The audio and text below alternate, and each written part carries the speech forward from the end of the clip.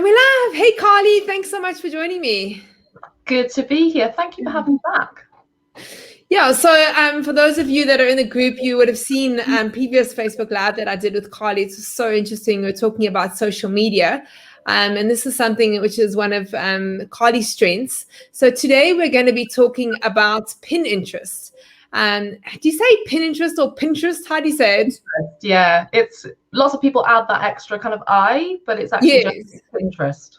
Pinterest, yes. Yeah. And this is actually one of the platforms that has been around for quite a while.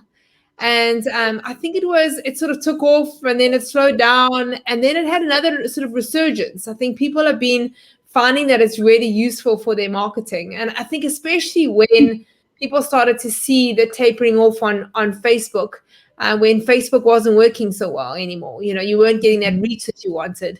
And then Pinterest had this sort of resurgence. So thanks so much for joining me. I'm excited. Welcome, guys. Hey, please let us know where you're from. So let us know where in the world you're listening. We'd love to see your comments. And even if those of you that are watching this as a recording. So Carly's going to be chatting to us about Pinterest. Carly, just to start off with, let's just break down exactly what Pinterest is. So for those of you that, I've got a Pinterest account, but I'm not really very active on it. And I'd love to know from those of you that are live, do you guys go onto Pinterest? Is this a social media platform that you guys are using? But let's break it down exactly what it is and how it compares to Facebook and Instagram and now all the others. We've got so many now. Yeah. So Pinterest isn't really a social media platform at all. So it's not primarily focused on engagement and growing that community. So it does have things like buttons and a comment section on there and everything, but it's not used primarily for that. So the idea is to essentially get people to click on your pins and then head over to your website. So it's always about taking them off Pinterest to go and check out whatever it is that you're directing them to. And usually that's something like a valuable piece of content, like a blog post. It could be a video as well on your website, or it could be directly to a services page, a product page or something like that. So there's two kind of different pins really that you post there, which is blog posts and promotional pins where you're sending them directly to something to buy.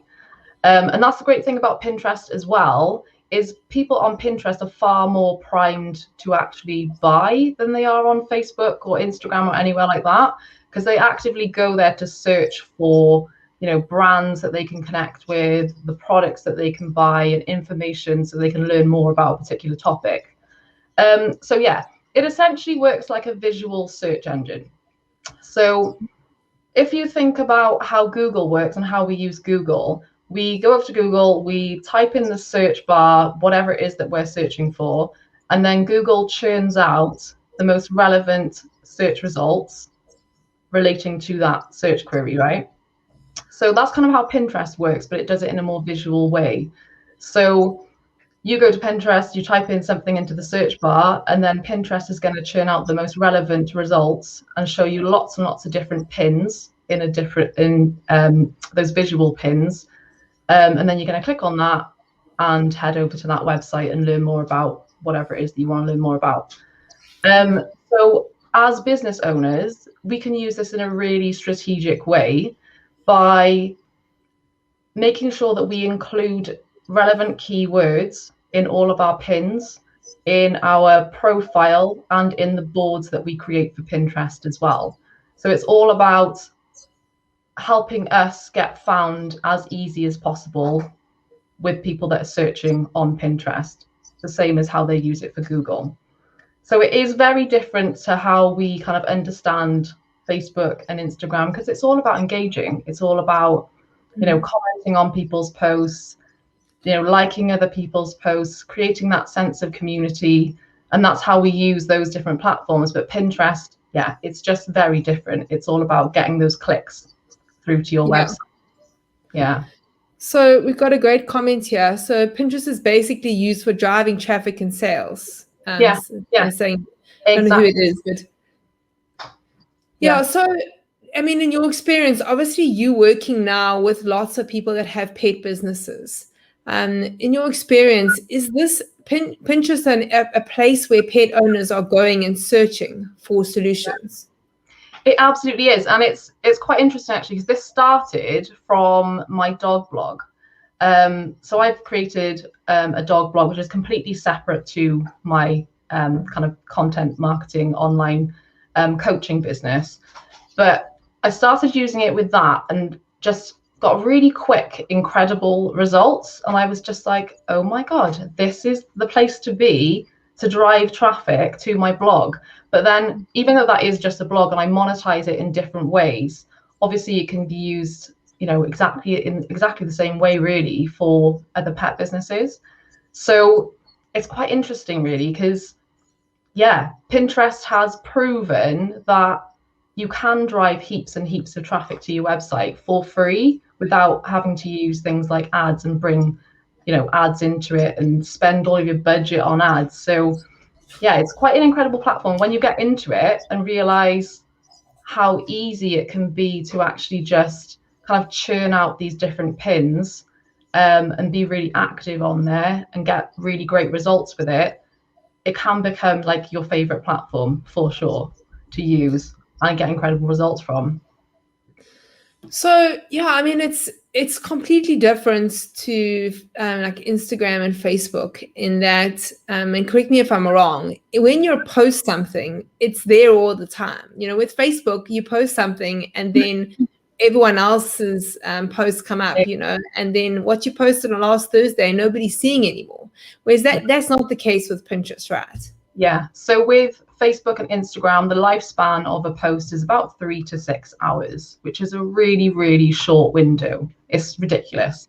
With Pinterest, you can post a pin, and that one pin can get clicks, drive traffic to your website, bring in sales for months and years to come. Like some of the pins that I've created for my dog blog are still driving thousands of people to my website every single month that I created, you know, 2 years ago, because it looks like a search engine. And when people start repinning as well and resharing your content, that's when it gets kind of spread out further and further because other people see it. And then they repin it from their accounts and their boards, other group boards and things like that. So it really does kind of, it can take off quite quickly from just one pin, and it just sticks around. It just sticks around for years. So, I mean, I look at the vet rehabbers now that we have in the group. And so there are a lot of them that have their own businesses, so their own practices. Some of them have their own practices as well as doing additional things. And especially since COVID, it's really spurred on people to do online courses and workshops. And they're trying to find other ways to generate income. So, I mean, if we look at the average vet rehabber, how would Pinterest benefit them in their practice? So, I mean, because if I think about it, if somebody comes on, let's say they live 3 hours away and they're searching, they find you, they're not really going to be able to come to you, are they? Yeah. So Pinterest isn't great for, you know, if you want to bring in people in person, if you want to attract people very locally, it just doesn't work. So this is basically for you if you have branched out to offering services online. So say that you're now working with pet owners kind of one-to-one or in a group setting through something like Zoom, and you're working remotely with them. Maybe you have something like an online course that they can just go and buy, and it's quite like a passive, you know, product that you have going on. Or something like workshops, if you do live workshops with people, like group workshops, those kind of things. And obviously if you actually sell pet products as well, it's great for that. So ideally it's essentially for you if you have an online offer, because you just can't really target people locally on there. It just doesn't work as well. I've tried it. I just didn't get the results that I wanted because it works like a search engine. And obviously Pinterest is pretty big. There's lots and lots of users on there, but it's no Google search engine. It's not that big. So you're not necessarily going to have the people like in your area on there. So it's going to be a bit difficult. But if you don't mind where in the world that you work with people, and you can just sell your course to, you know, you're based in the UK and you're selling your course to someone in South Africa, then that's totally fine. Or you're working with someone, via Zoom from across the world, then that's absolutely fine too. It works really, really well for that. Yeah. And I mean, another thing I'm thinking about is like ebooks. I think there are a lot of vet rehabbers that have written some short books, and which they may be selling for £19 or $19 or whatever. You can sell that on there, obviously. Yeah, absolutely. Yeah, that's a really good one, actually. And any kind of lead magnets that you have as well. So if you want to grow your email list, and you have, a great piece of content that you're offering in exchange for someone's email address, and getting people onto your list, it's a really good thing to do for that, because you can just push out lots of different designs, templates for, maybe one single lead magnet, and start pulling people in that way and getting lots of traffic to that landing page for your lead magnet. So all of these things are great and work really, really well. Guys, for those of you that are joining us live, or even if you're watching the recording, if you have any questions for Carly, please post them in the comments. Great to see so many people online. Carly, chatting about advertising on Instagram and Facebook, is that something you can do in Pinterest? I mean, can you have an advert? You can, yeah, you absolutely can. I haven't actually done that personally. I normally work, content marketing, so organic, doing it in an organic way with search results and things. You can absolutely do that on Pinterest. But even just, doing it organically, you can get amazing results with it, on par with the stuff that you'd be getting, the results that you'd be getting on Facebook with Facebook ads. So it really is a powerful platform when you have that strategy behind you. But it's really important that you do have that strategy behind you, because you can waste a lot of time on there. Yeah, we're going to dive into the strategy just now. But what I really like about it is, I think about our limited time. And, like when you said, I mean, I never thought it was 3 to 6 hours. I thought it was maybe more than that. It's like maybe a day. But it's hectic. If you think about the effort that goes into creating a social media post, the effort that you put into this now is there all the time, right?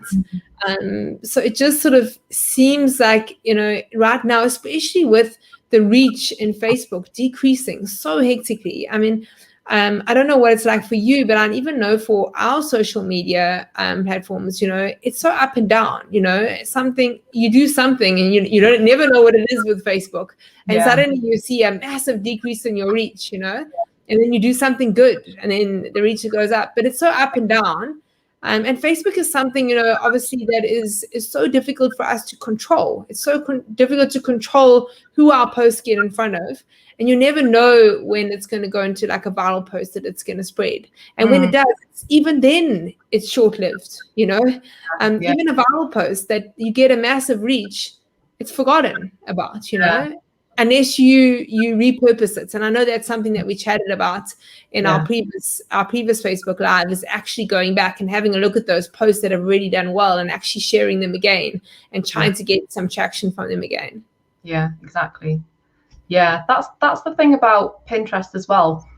So it's mainly what you'll be doing is creating content off Pinterest. So this can be mainly, is what I teach, is in the form of a blog. So you start blogging on your website regularly, maybe something like once a week, and then you're creating individual pins for each of those blog posts. And maybe you're creating, kind of 4 to 5 different design variations for that one blog post as well. So you're getting it out there even more. So you'll have 4 posts, 4 pins on one blog. Yeah. So different design variations. So you pull out the different images, you put a different image in. Maybe you'd play around with the headline as well of that, just mix it up a little bit and see what really is resonating with people, just to give you a better chance of, getting it out there a bit more and seeing, what headlines are really working well and getting those people to click on your pins. That's what it's all about, really. We want to get people, we want to create these eye-catching pins so that people feel compelled to click on them and then click on our website. So we need to make sure that they're eye-catching. They're obviously on brand as well. Obviously, so that they're linking to that blog post, so it makes sense. It's all very relevant. It's all connected. Yeah, so you create these blog posts. That's your main kind of value that you're providing. And then alongside that, you can essentially create those kind of direct promotional pins where you're just sending someone to, a sales page to go Yeah. and book something, go and buy something. So that's kind of the two things. They work alongside each other really nicely because you're providing all of that value and making sure that you're being seen as the expert, you're building your authority, but then you're also driving people to actually buy and generate those sales for your business. So that works really, really well. But the great thing about this as well is when you're creating all of that great content for your blog, you now have lots of brilliant pieces of content that you can share to Facebook and Instagram as well. So you can just take out little snippets from that blog and then just put them in a standalone post for your Facebook channel and Instagram. So it all kind of works together quite nicely when you do it in this kind of top-down way. So you're creating core content at the top, which is on your blog, and then you're filtering that out to all of your different channels, so Pinterest, Instagram, Facebook. And it saves a ton of time really as well. But you're getting that added benefit of being really active on Pinterest at the same time and getting all the benefits over there for, driving traffic, driving leads, driving sales for your business. Yeah. So I think it all works together really nicely. Yeah, so I was actually going to ask you, how do you tie in everything? So you would never post a post about a pin, right, on Facebook and send people to the pin. You just send them directly to your website. So everything that you're putting on Pinterest is always a pin directly to your website. Yeah. And that's how and then Facebook, you are obviously trying to engage and creating content. Same with Instagram. But you're never connecting you're never sharing any pins, right? No. Or do you? So whenever you're creating a pin, it would look a bit weird because if you shared it on Facebook or Instagram, because they're very vertical. Okay. So they're longer than they are kind of horizontal. With Instagram, you want to be creating, kind of square images. You want to be creating almost kind of a landscape, I suppose, for Facebook. So it doesn't translate well. So what you would need to do is, make sure that you're creating those images, creating those images for the different channels. And then you can do that in Canva, right? I mean, Canva must have a Pinterest, yeah. So in Canva as well, you've got lots of Pinterest templates going on there. So swap out the images, swap out the text and everything, put in your fonts, put in your logo. It just works really well that way because you don't have to start from scratch if you're not that design savvy. Canva's great for that.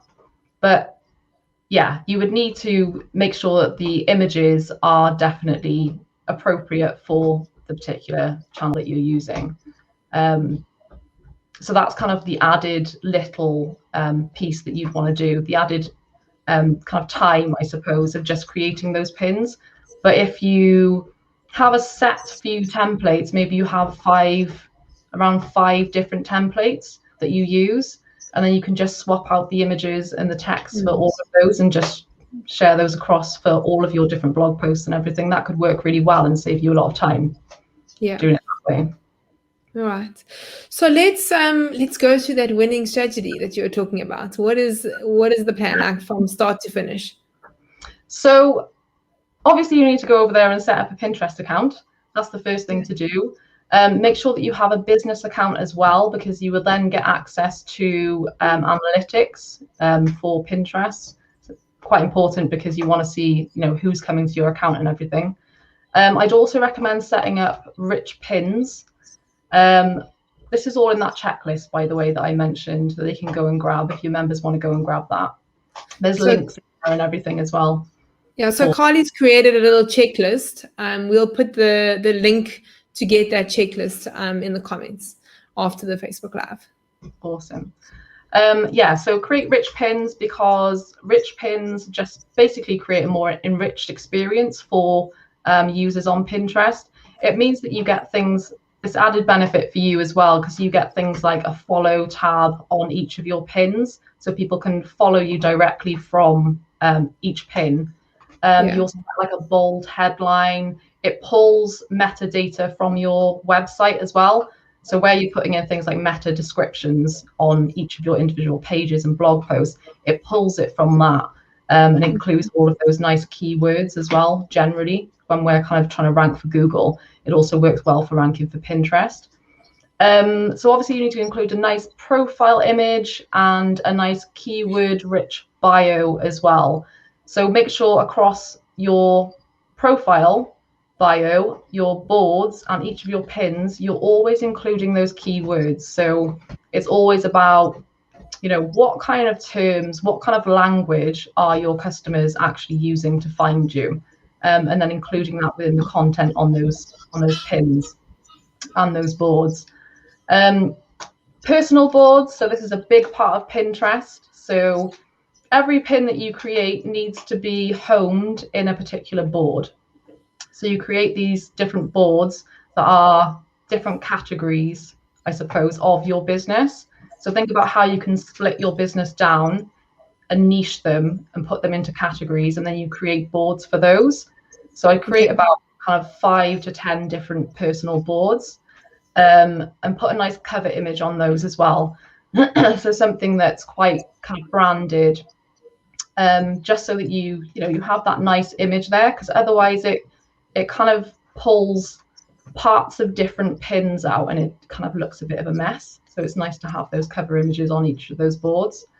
Then it's a case of filling these up with lots of relevant pins. So think about, again, those blog posts and those different kind of products that you can include on there. And also you're going to be pinning other people's pins as well. So this is quite an important part of this. One important part is to have an actual Our Top Articles board. So you'd have a board that is specifically where all of your blog articles would go. They'd all sit there. These tend to do quite well, actually, these boards, and they tend to get lots of reshares and repins, because people just, they like consuming content like that. They like that value, and they are searching for advice and knowledge on Pinterest as well. So these tend to get quite a lot of clicks and quite a lot of shares and things. What else is there? So group boards is a good one, is a good strategy to adopt as well. So where you're becoming a collaborator of different group boards. So this just means that you can actually pin to other people's boards, and get in front of a much wider audience, and they can see your pins, and you can get on a group board and there's thousands and thousands of followers on there, and you have direct access to them then, which you may not have access to if you just have your own profile. You're pinning to your own personal boards, and you've only got 100 followers or something. Go on. Sorry to interrupt you. How do you get on a group board? Do you have to ask permission, or do you just Yeah, so you'd find a group board. You can go somewhere like pingroupie.com is a great place to find group boards. So if you just go there, you type into the search bar whatever it is that you're searching for, maybe dog health or something like that, then a list of group boards would come up. You then click on the group board. If you then click on to I think the profile images, it comes up with who the group board owner is, and then you just have to message them and say, I'd love to be a collaborator of your group board, and just put your kind of profile there as well, so they can learn a bit more about you. Say what kind of pins you post, and then just say, yeah, I'd love to collaborate on your group board. And hopefully, fingers crossed, some people just ignore you. It's just a fact, and it's just something you have to go through. Other people would be like, yeah, that's cool, I'm happy to invite you, which is great, obviously. And then you just start building this up over time. So when I first started doing this, I was spending just about kind of half an hour a week just to go into and to kind of copy and paste slightly, personalize each one, copy and paste a message to all of these group board owners, and just build up that kind of library of group boards, because then you can start scheduling automatically to these group boards. And that's another big part of this as well, is using Tailwind. So I don't know if you've heard of Tailwind before. It's a scheduling. No. Yeah, it's a Is it like a Hootsuite but for Pinterest? specifically for Pinterest and Okay. Instagram as well, but I don't use it for that because the Pinterest side is just the most awesome side of it. I don't think it's as good for Pinterest. For Instagram, there are other platforms that are great for that. But yeah, it's a whole scheduling app. It has lots of different features on there as well, like smart loops, so you can loop them out again and again. So it's more automatic, so you don't have to. You can put them onto different kind of cycles. So you could have maybe cycles for winter posts that come around winter time, and they just kind of go out for the next 4 months or something. You could have an evergreen cycle where they just go out all year round. There's a whole kind of Tailwind communities on there as well, which is essentially like another group board, but it's on Tailwind itself. And people are very active in there. So you can share your own pins. You can reshare from those communities as well. And people tend to reshare a lot from there as well. But yeah, it just allows you to set it up. So when I first started using Tailwind, I was posting about 50, I was scheduling about 50 pins a day, and really easily. And it meant that I was just going in about 2 hours a month to do that. And it was super, super easy. So Tailwind is kind of like my secret weapon, to be honest, in all of this, because it just saves you a ton of time. When you say it reposts them again, it's not obviously like Facebook and Instagram where it comes up in a feed. It's like there. So how does that actually work? Because once it's there, right? Does it just bring it to the top, or so when you say you reschedule, you reloop them, how does that actually work? So if you're a member of lots of different group boards and your own personal boards, so you would reloop them to those different group boards that you've selected again and again. Okay. So yeah, it would come to the top of the feed of that group board, I suppose. Okay. Yeah. But even then, it's like anyone can find that again and again anyway, because of how Pinterest works and people just typing in search and then it popping up. So it's kind of covering two bases there, where you're covering search, but also covering people finding you in group boards as well, just by doing that. So one of the things you mentioned earlier, and it was actually a question I wanted to ask you, is, you said it's really important to post other people's pins, to pin other people's pins. So like in my mind, I see this as sort of this search area for your own stuff. Why would you be wanting to post other people's things? So like, are you going to be posting other people's blogs and other people's courses or things around your topic? So you just become sort of a library for that specific topic. Do you not then dilute out, the potential for you to be able to gain clients or people to buy your courses or ebooks? Yeah, so I wouldn't recommend repinning other people's kind of direct, from direct competitors. So if they have a course that's similar to yours, don't do that. Just do on the blog post side of things, just posting out, repinning other people's blog posts essentially. So you're adding more value in there, you're providing more value to your audience, but you're also kind of building relationships with those other people, so they're more likely to repin your pins. So it's more about creating that kind of two-way relationship and getting people, because they see every time that you've repinned a pin of theirs. So they start to notice you, you get on their radar, and they feel more comfortable repinning yours, which means that you can then reach wide. That is a bit social media like, right? Because there you are engaging and connecting and building relationships with other people that you could benefit from one another. But it's not in a, I suppose it's not in a kind of personal, human chatty way. Yeah, it's more just kind of like, oh, this person, it's more like behind the scenes, because nobody really talks to each other. It just kind of happens. Okay. You start being seen, and then people feel more comfortable pinning your pins, repinning your pins. So you just kind of create this unspoken network, I suppose. It's quite funny. But there's lots of people out there that just love what I'm pinning. Never spoken to them before in my life. It's it's something that they just do, every single week. They'll just repin my fresh pins. But it's a good thing to do because it's going to help you reach a much wider audience. Yeah. Good question. Is there anything else that you'd like to share with regards to the strategy that you teach your membership people and business owners in the pet industry? That is a good question. Are there any questions at all that in the I haven't seen any. I'm just trying no, not yet. Guys, are there any questions? Please post them in the comments. Yeah, I'm just thinking if there's anything that I can really add to that. Yeah, I just want to, kind of make it clear again that what you want to do with Pinterest is really focus on those keywords. That is the most important thing with Pinterest, is thinking about, what kind of words that they're using, what kind of language and terms that they're using, and make sure that you include that across all of your pins, all of your boards, and your profile as well. And a great way to find keywords is if you go to the search bar of Pinterest and start typing in, whatever it is, dog.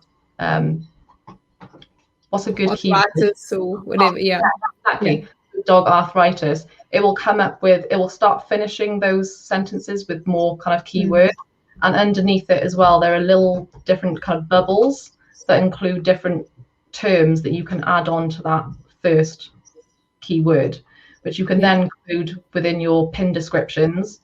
It's also good to include hashtags as well within your pin descriptions.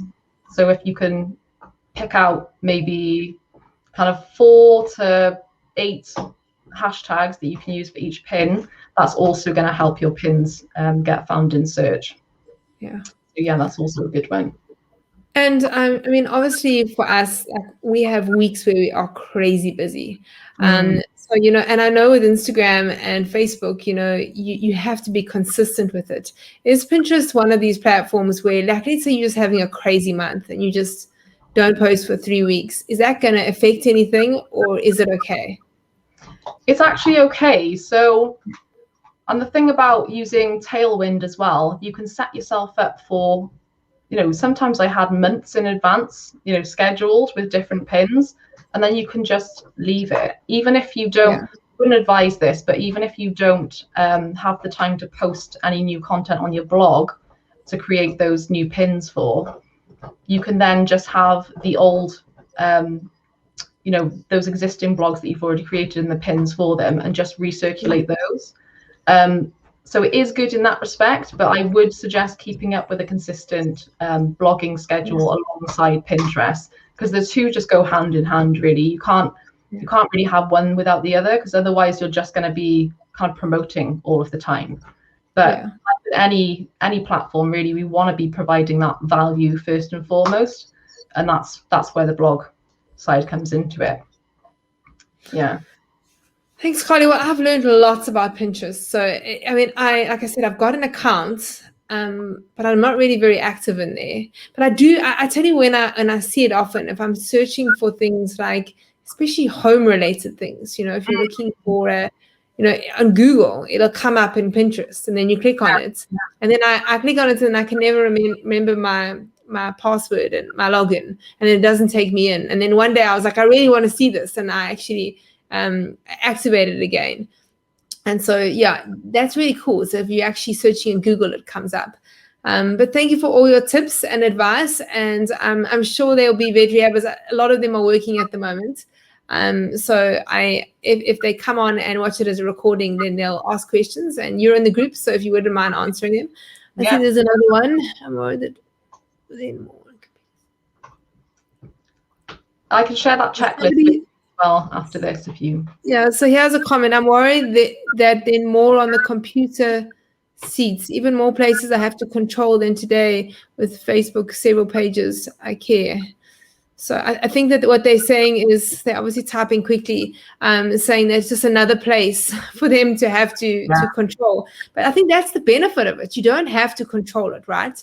You put it up there. With Facebook, you have to be on it, because if somebody comments, you have to be the engager and you have to engage with them again. So that's the nice thing about Pinterest, is that you put it up and you can actually leave it. It just does the work for you. You don't, it's not you having to control it. You have to, yes, set it up and do a little bit of work. But for me, it seems like something that's, less involved than the other social media platforms. Yeah, absolutely. Because when you have your whole kind of scheduling system and your processes going, you can save so much time compared to other social media platforms. And if you already have, maybe you're already blogging, that's most of the hard part there done for you. Then it's just a case of creating those pins and putting them up. And then learning how, things like Tailwind works so that you can schedule these things out in advance. And then, yeah, like you said, you don't have to actually, comment on other people's posts. You don't have to interact with people. It's just you put it out there and then people just click on your pins. So it's quite a hands-off platform, really. Yeah. But if you look at it, like I said earlier, with looking at it as top down, so that core content, and then just pushing it out to those different platforms. I know it's like, it's another platform to get my head around.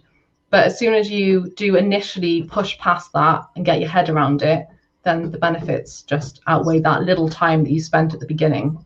Sort it all out. So, I think one of the struggles is for vet rehabbers is maintaining that blog. I don't practice now, but in the days when I did, 90% of your time is sitting in a consult room. Then you have 10% to manage staff, phone back clients, do extra notes. So there's really very little time to be able to do things like writing blogs. And I know that's a struggle for them. And I think that the vet rehabbers that are creating online courses and ebooks, they maybe have downscaled their consulting a little bit and invested a little bit more time into that blogging.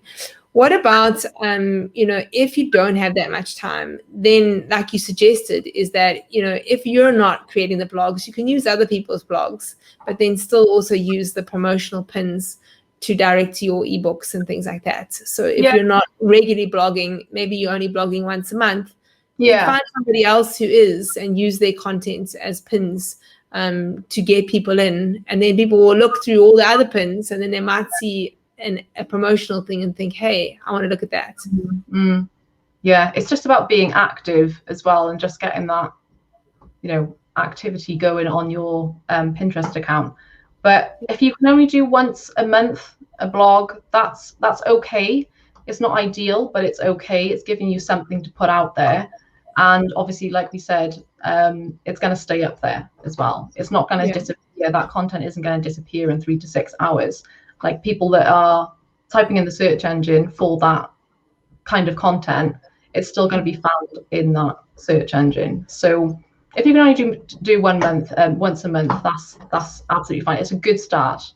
And then see if you could kind of add to that a little bit more. Maybe, if you, find time, something gets freed up. Yeah. Yes. Got to start somewhere. Yeah, absolutely. And it gets easier as well the more you do it. I think when you first start blogging, it takes you hours and hours of sitting in front of a screen and you just don't know what to write about or how to structure it or anything like that. But the more you do it, the more you kind of get into flow, and it becomes quicker and quicker. And then obviously you've got other people who can do it for you as well. Yeah. If you wanted to outsource that part of it, it'd be something to look into. Yeah. I mean, there are lots of people that write blogs. I mean, because also, they don't all have to be sort of from the academic side. You could get somebody to write about ways to prevent your dog slipping on floors, and then they could write the gist of it, and then you could edit it out. You could add in where you want to and little things maybe that they don't know, so they can write the framework. Yeah, that's a good point. You just send like a little list of bullet points to them to go and then flesh out the blog post. Just free up a lot of time for you, but still making sure that you're kind of being active on that blog and on Pinterest. Yeah. Yeah. Awesome. Carly, thanks so much for your time. It's been really great. So for those of you that are interested, Carly does like challenges. Some of you might have already done the Pinterest challenge. I think she advertised it a few months ago, but in June, right? Carly, you're doing your next one? Don't hold me to that date because I haven't set it sure yet, but it's going to be sometime around June. Yeah. Okay. I will announce it closer to the time. Yeah. And then if you wouldn't mind just popping that link in for the checklist Yeah, into the comments, that'd be awesome. Thanks all Veggie Havers. Have an awesome day. Thanks for joining us. And if you're listening to this and you've got any questions, if you're listening as a recording, please post them in the comments and I'll get Carly to answer them. Awesome. Thank Cheers, you, Carly. Thanks so much. Bye everyone.